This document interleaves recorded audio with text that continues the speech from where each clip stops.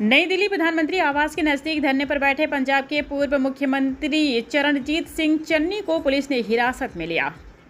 कांग्रेस के राष्ट्रीय अध्यक्ष मल्लिकार्जुन खड़गे, लोकसभा में विपक्ष के नेता राहुल गांधी, प्रियंका गांधी वाड्रा, केसी वेणुगोपाल, पवन खेड़ा और अन्य कांग्रेस नेताओं ने प्रधानमंत्री और शिक्षा मंत्री धर्मेंद्र प्रधान के इस्तीफे की मांग करते हुए लोक कल्याण मार्ग पर विरोध प्रदर्शन किया।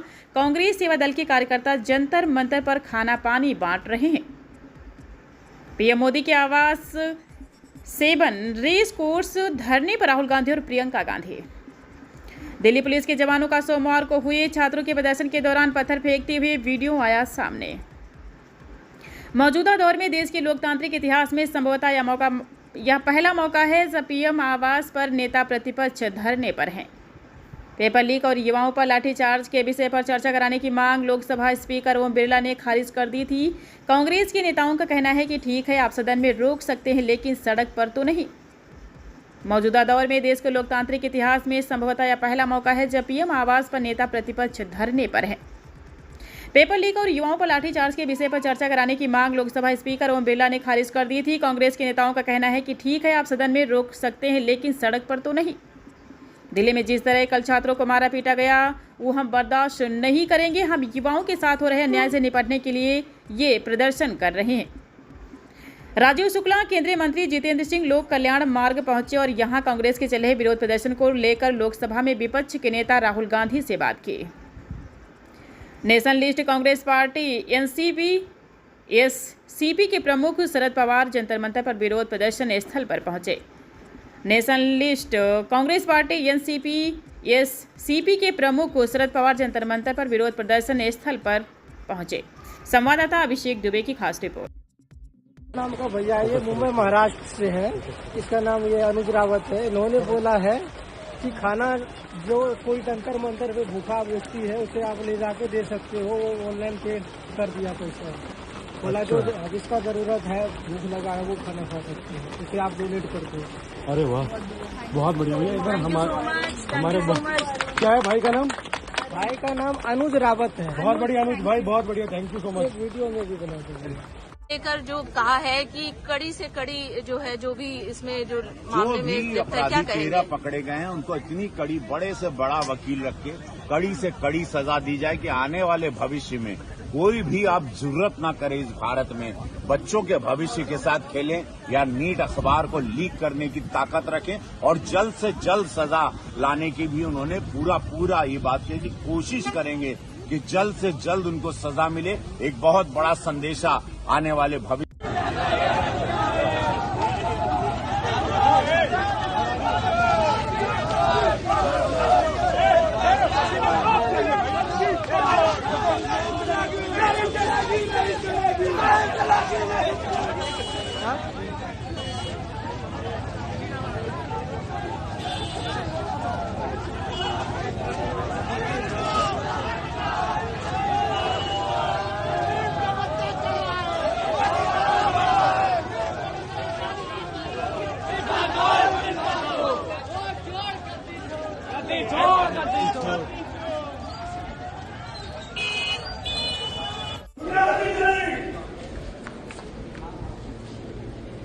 यहाँ खड़ा होने से कैसे रोका आपने?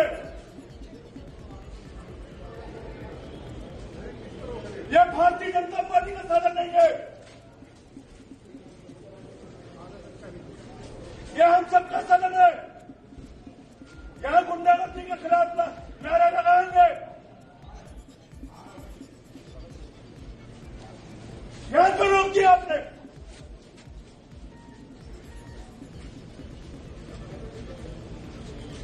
प्रधानमंत्री जवाब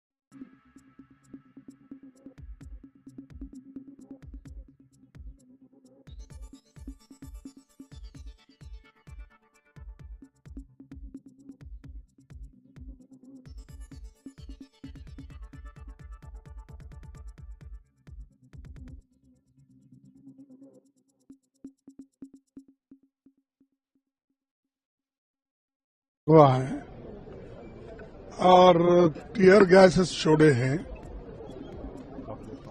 और सभी स्टूडेंट्स को उनको मारपीट करके बहुत से लोग हॉस्पिटल में भी है। तो जो अन्याय और अत्याचार और जो एक उनके ऊपर दबाव बनाया जा रहा है उसके खिलाफ हम पार्लियामेंट में उनके कंसेंट से आवाज उठाने के लिए, बात रखने के लिए समय भी पूछा था और हमने उठ के बात करने के लिए तैयार हो गए। लेकिन यूं ही हम उठे, यूं ही एक शब्द बोले, एक ही शब्द, तो माइक ऑफ हो गया, बंद हो गया। ये डेमोक्रेसी है। अरे डेमोक्रेसी में अगर डिबेट नहीं चाहते आप, डेमोक्रेसी में अगर आप हमारी बात सुनना नहीं चाहते हैं तो हम कहाँ जाए?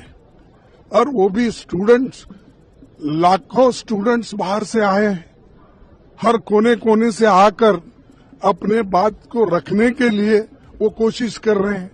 हम ये भी जानना चाहते थे कि वो नड्डा साहब से क्या बात किए, हम ये भी जानना चाहते थे उसके बाद में इनकी जो इंटरनल होम मिनिस्टर ने बुला के इंटरनल मीटिंग की उसमें आपने क्या किया, क्योंकि ये जनता को बताना जरूरी है और पूरे देश के युवकों को भी बताना जरूरी है, स्टूडेंट्स को बताना जरूरी है। इसीलिए हम ये चाहते थे कि इसके ऊपर डिस्कशन हो और डिस्कशन के बाद होम मिनिस्टर एक स्टेटमेंट करे और दूसरे जो फ्लोर लीडर्स हैं उनको भी बात करने का एक मौका मिलना चाहिए। इस उद्देश्य से हमने आज सदन में उठाकर इसको जो सारे देश को बताना चाहते थे उन्होंने हमारा मुंह बंद कर दिया। डेमोक्रेसी को खत्म करने की पूरी कोशिश कर रहे हैं। ये बहुत ही अजीब दिख रहा है और मैं 60 साल में ऐसा तरीका जो सरकार ने आज ढूंढा है ऐसा कभी नहीं देखा। मैं 14 बार असेंबली, पार्लियामेंट, लोकसभा, राज्यसभा सब देखा हूं, लेकिन ऐसा नहीं। और हम ये चाहते हैं कि तुम चर्चा करने के लिए मौका दो, हम अपनी बात बताएंगे, क्यों लाठीचार्ज हुआ, क्यों उनको बच्चों को मारा गया। इसके लिए हम पूछने के लिए भी अगर यहाँ फोरम नहीं है तो कहाँ बात करें। और मैं वार्न करना चाहता हूँ कि गवर्नमेंट अनार्की क्रिएट करने वाली है, अनार्की क्रिएट करने के लिए सब कर रही है। कोई अपोजिशन, कोई स्टूडेंट्स, कोई अनएम्प्लॉयमेंट ग्रेजुएट या कोई जनता नहीं कर रही है, सरकार खुद उचका रही है कि देश में अनार्की हो और फिर उसको दबाया जाए, लाठीचार्ज करा जाए, मारा जाए और डरा के उनको जेल में रखा जाए। दूसरी बात यह, स्पीकर के पास गए हम एंड हमने कहा कि देखिए हम स्टूडेंट इशू पे डिस्कस करना चाहते हैं और स्पीकर ने हमें कहा कि डिस्कशन के लिए उन्हें सरकार से पूछना है। मतलब आप समझिए, speaker is telling us that to debate in parliament he has to take permission from the government. He is openly telling us that. ठीक है, देखिए इशू स्टूडेंट्स की है, यूथ के फ्यूचर की है और ये जो किया जा रहा है, लोगों को मारा जा रहा है, पीटा जा रहा है, this is completely un Indian. Modi ji has not even apologized for what has happened yesterday. Now, ये जो युवा हैं, ये एजुकेशन सिस्टम के बारे में, टेस्टिंग सिस्टम के बारे में प्रोटेस्ट कर रहे हैं। पूरा देश जानता है कि education system, testing system is broken. It has ceased to exist. Testing system has been hollowed out by termites. That is all they're saying. Nothing wrong with it. We've been saying it. I've been doing presentation after presentation about this. Why is the Prime Minister silent? What is the reason? He should apologize to the students and he should stop this nonsense of police people thrashing students. This is completely wrong. Sir, उनका हवाला देते हुए किरण रिजिजू ने कहा कि आज NDA की बैठक में मैम, छात्रों पे जिस तरीके से शक्ति प्रदर्शन हुआ है, इट्स रिडिकुलस. हमारे ही बच्चे हैं, देश का भविष्य है, ये संसद उन्हीं का है.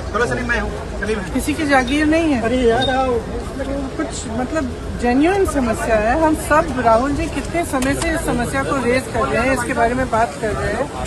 हम सब कह रहे हैं डिस्कस करो. एजुकेशन पॉलिसी में प्रॉब्लम्स हैं, बड़े बड़े इश्यूज हैं. आप डिस्कस करने के लिए राजी नहीं है और बच्चों पे आप टीयर गैस कर रहे हो और उनकी पिटाई कर रहे हो. किस लिए? बच्चे हैं हमारे. Thank you ma'am.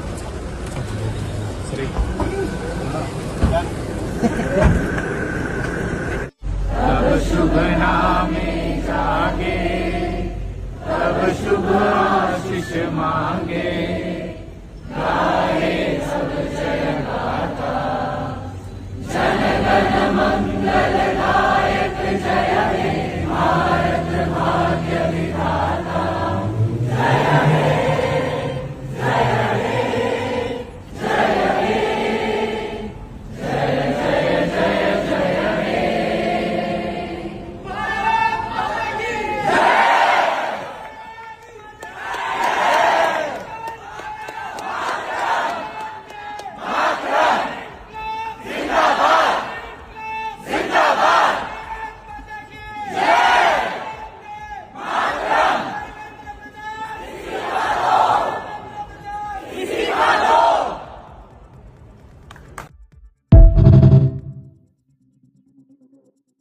This country has a majority of young people.